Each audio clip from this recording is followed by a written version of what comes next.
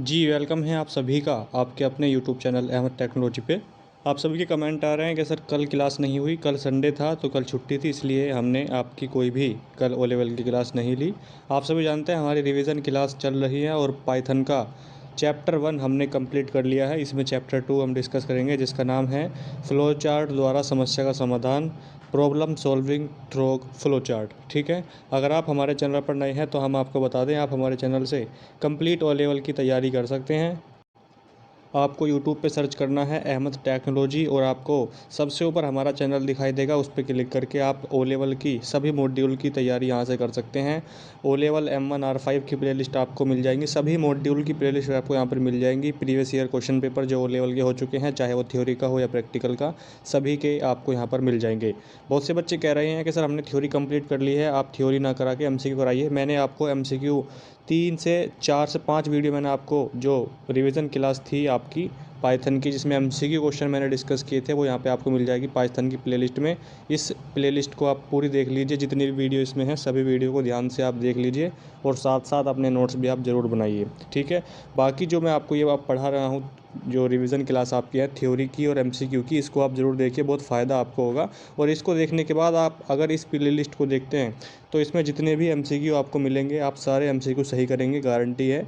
क्योंकि जब आप थ्योरी, क्योंकि पाइथन में क्वेश्चन जो पूछे जाते हैं वो थोड़े गहराई से पूछे जाते हैं, डीप एग्जामिनर क्वेश्चन पूछता है, तो इसलिए आपको थोड़ा समझना होगा। कोडिंग है उसमें, आप सभी जानते हैं कोड आते हैं आउटपुट निकालने के लिए, तो उसलिए आपको ध्यान से समझना होगा पाइथन को।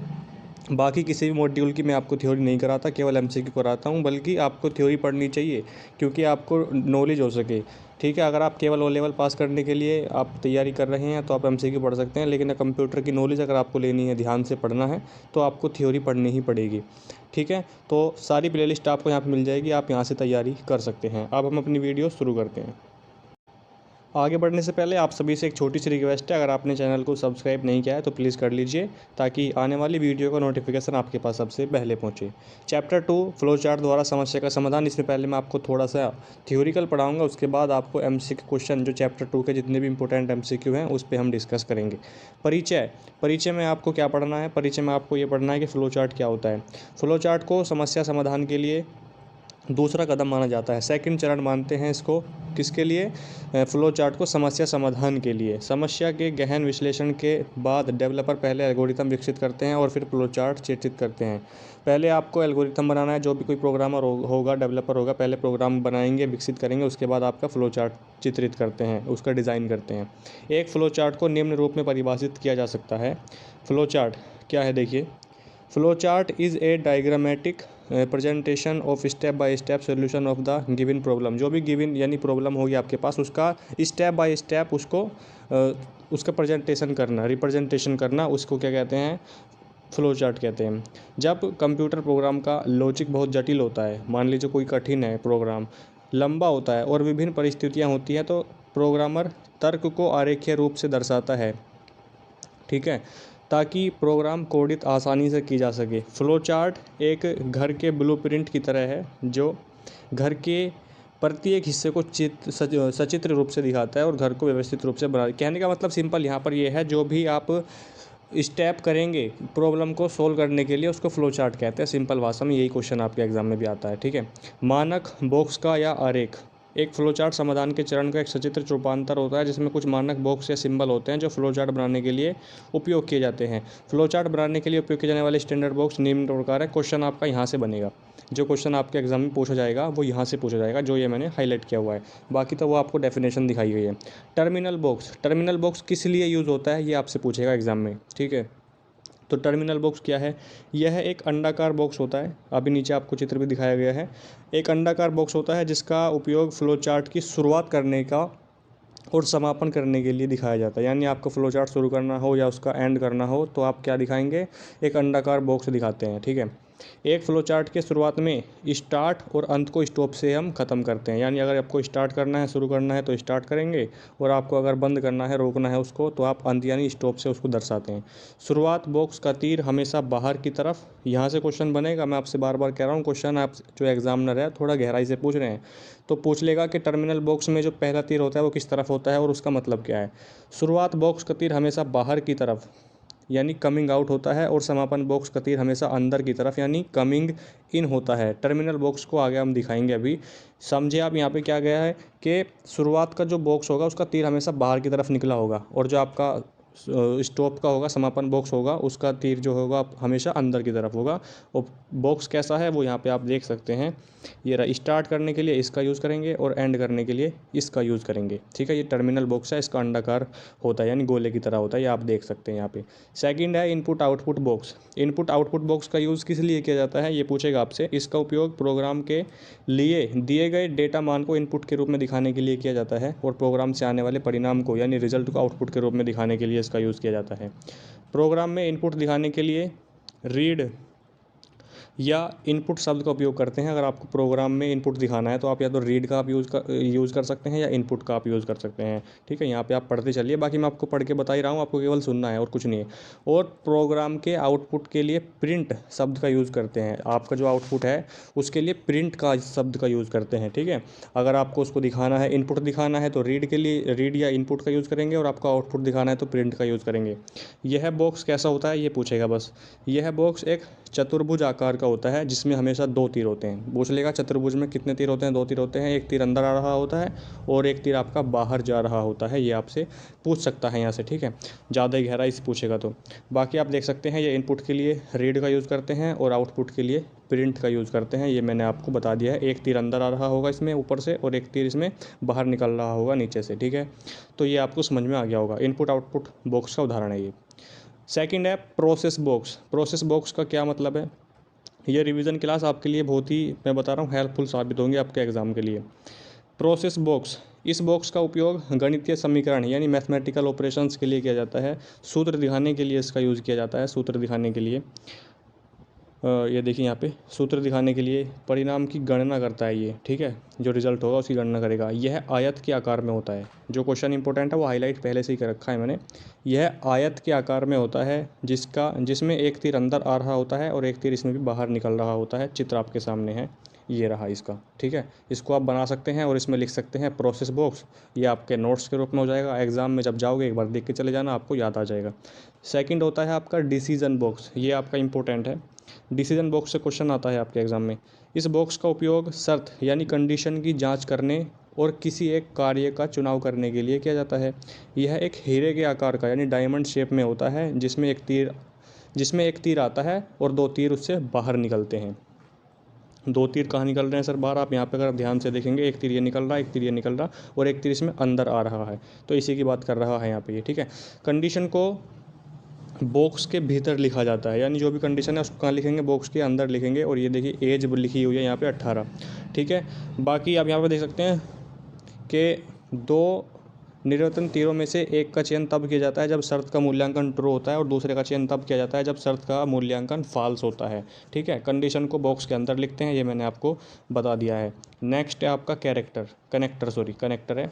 कनेक्टर का यूज़ क्या है सर, यह एक गोलाकार होता है। पहले तो आपको ये याद रखना है, गोलाकार होता है, पूरा गोला होगा ये। पहले वाला थोड़ा अंडाकार सा था, आपने अगर देखा होगा, ठीक है, लेकिन ये पूरा गोल है, जिसका उपयोग फ्लो चार्ट के एक भाग को दूसरे भाग से जोड़ने के लिए किया जाता है। पूछ लेगा कि इसका यूज़ किस लिए करते हैं। फ्लो चार्ट के एक भाग को दूसरे भाग से जोड़ने के लिए हम कनेक्टर का यूज़ करते हैं। इसका उपयोग हमेशा उस जोड़ी में किया जाता है जहां एक कनेक्टर में तीर अंदर आता है, दूसरे कनेक्टर में तीर बाहर निकलता है, ठीक है। नीचे इसका चित्र भी दिखाया गया है, यहाँ पे आप इसको देख सकते हैं ध्यान से। कनेक्टर का ये उदाहरण है, ठीक है। उसके बाद है तीर यानी एरो इंग्लिश में। इसका क्या मतलब है, ये फ्लो चार्ट की प्रोसेसिंग के प्रवाह को दिखाते हैं। इन्हें चारों दिशाओं में बनाया जा सकता है, इन्हें नीचे दिखाया भी गया है, ठीक है। नीचे भी बना सकते हैं इसको, ऊपर भी, इधर भी बना सकते हैं, और इधर की तरफ भी इसको दिखा सकते हैं, ठीक है। इस तरीके से ये आपके एरो हैं सारे के सारे, डायरेक्शन एरो का उदाहरण है। बाकी आपका ये चैप्टर इतना ही है, केवल इतना ही आपका चैप्टर है, इतना ही आपको पढ़ना है। जो भी इसमें ये दिए गए हैं, कनेक्टर हो गया, तीर हो गया, decision box, process box, input output terminal, इन सब के बारे में आपको ध्यान से पढ़ना है। 2 से 3 क्वेश्चन यहाँ पे आपके एग्जाम में बन जाएंगे यहाँ से, तो इसलिए ध्यान से पढ़ लीजिए।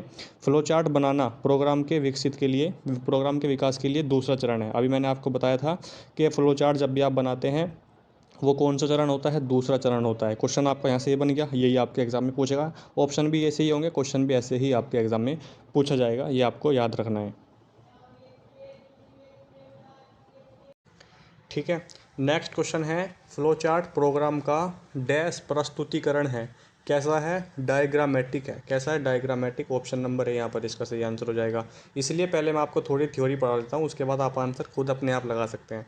टर्मिनल बॉक्स का आकार कैसा होता है बताइए। टर्मिनल बॉक्स का आकार कैसा होगा? मैंने अभी आपको शुरुआत में बताया था अंडाकार होता है। बहुत से बच्चे गोलाकार लगा सकते हैं, लेकिन आंसर अंडाकार होगा, क्योंकि गोलाकार में और अंडाकार में फ़र्क होता है। तो इसलिए ये वाला जो आंसर है ये गलत हो जाएगा और ये वाला आपका आंसर सही हो जाएगा। ठीक है। डिसीजन बॉक्स से कितने तीर निकलते हैं? देखिए अभी मैंने आपको बताया था कितने तीर निकलते हैं। अगर मैं आपको एक बार दिखाऊं, डिसीजन बॉक्स आपका ये रहा। कह रहा है कि कितने तीर निकलते हैं इससे।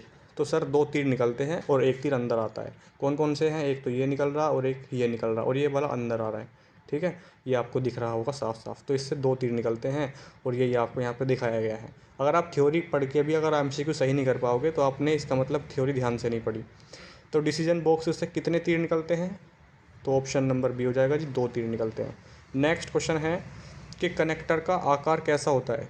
कनेक्टर का आकार होता है सर गोलाकार। कैसा होता है? गोलाकार होता है। और टर्मिनल बॉक्स का आकार आपका अंडाकार होता है। ये मैंने आपको बता दिया, दोनों क्वेश्चन गोलाकार होता है। इसमें देखो कौन कौन से दिए गए हैं ऑप्शन में। इसमें दिया गया है आपका आयताकार, ओवल और डायमंड। इसमें से कोई सा नहीं होता, लेकिन सही आंसर यहाँ पे ये हो जाएगा, इनमें से कोई नहीं।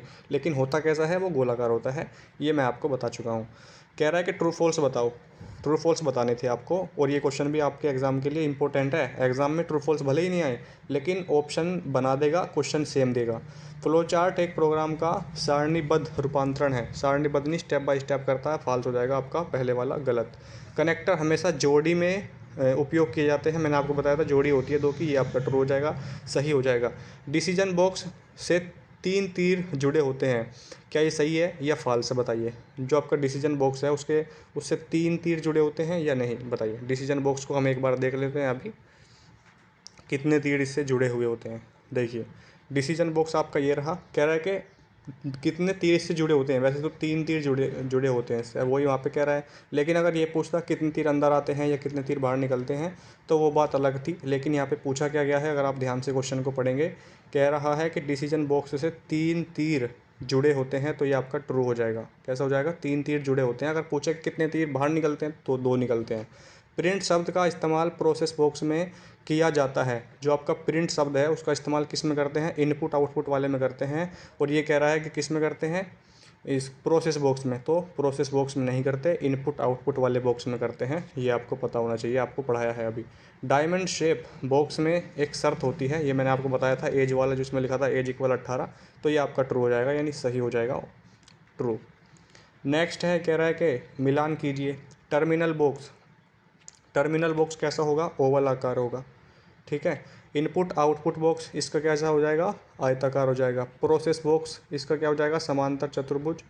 और निर्णय बॉक्स डायमंड आकार। और कनेक्टर आपका सर्कल यानी गोला। ये सारे आप मिला लीजिएगा ध्यान से।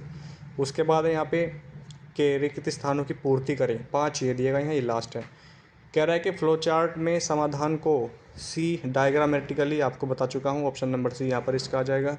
फ्लो चार्ट तैयार किया गया है ताकि प्रोग्राम कोडिंग कुशलता से की जा सके। इसमें आ जाएगा आपका ए। मैं आपको एक बार लिख देता हूँ यहाँ पे। इसमें आ जाएगा आपका सी, इसमें आ जाएगा ए।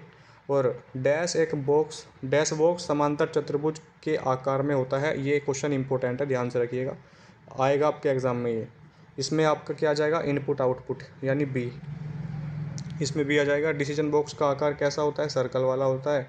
ये 3 से 4 बार आपको आ गया है, आपके रट गया होगा। और 4.5 है, बॉक्स में हमेशा 1 तीर होता है। कौन से बॉक्स में होता है हमेशा 1 तीर? तो टर्मिनल में। इसका हो जाएगा आपका ऑप्शन नंबर डी। ये आपका था सेकंड चैप्टर जो आपको कंप्लीट करा दिया मैंने। एक बार आप इसको ध्यान से पढ़ लेना। इसकी जो PDF है आज टेलीग्राम ग्रुप में डाल दूंगा, वहाँ से भी आप इसको पढ़ सकते हैं वीडियो देखने के बाद, लेकिन पढ़ना पहले नहीं, क्योंकि आपको वहाँ से समझ में नहीं आएगा। वीडियो आपको बना दी आपके लिए, इसको ध्यान से देखिए। चैप्टर 3 की वीडियो हो सकता है शाम तक, अदरवाइज़ कल वो अपलोड हो जाएगी। ठीक है, तो चैनल सब्सक्राइब जरूर कर दीजिए जिन बच्चों ने चैनल सब्सक्राइब नहीं किया हुआ है। ठीक है, मिलते हैं नेक्स्ट वीडियो में। तब तक के लिए जय हिंद, जय भारत।